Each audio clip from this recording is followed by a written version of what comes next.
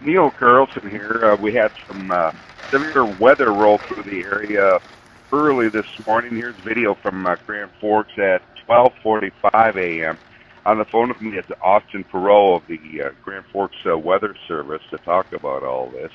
So you hearing any damage reports, or how big a wind did we get? Let's talk about the storm a bit.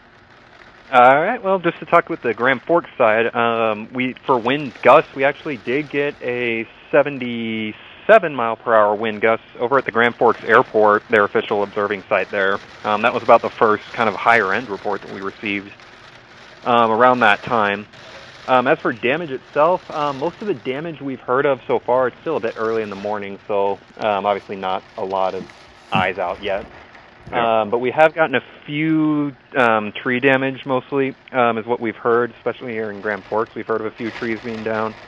A bit further east, over in Marshall County and northwestern Polk County, we've heard about trees uprooted. So that's about the extent of damage thus far, from what we've heard, at least. Okay. Kind of the map when it went out shows most of eastern North Dakota and all of northwestern Minnesota. Did that come to fruition across all those areas, or did it break up? Or yeah, so pretty much it was pretty well forecasted in advance. Really the biggest uncertainty that was kind of leading up into that event was if we'd see those severe storms getting as far south as Grand Forks.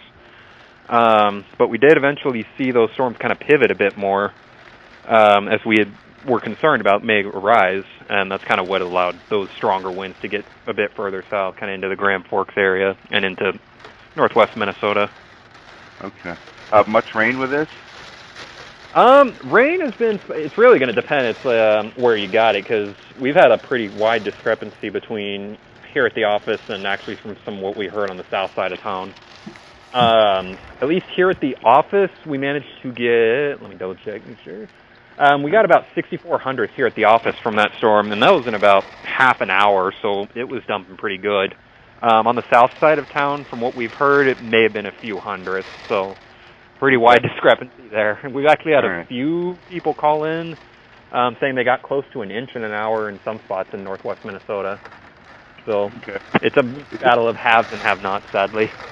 Yeah. Is it unusual to see thunderstorms in September like this, or not too much? It's not unusual for early September, especially. Usually our severe chances only really start to dive bomb off a cliff really around mid-September is when we start to see those chances die off.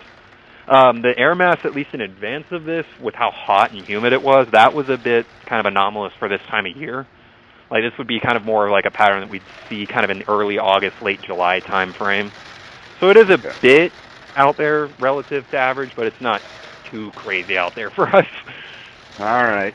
Okay. Well, everybody gets up in daylight here. You can take a look out in the yard and see if you had any tree damage, I guess. So.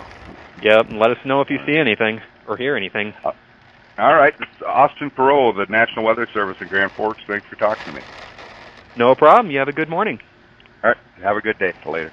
Bye.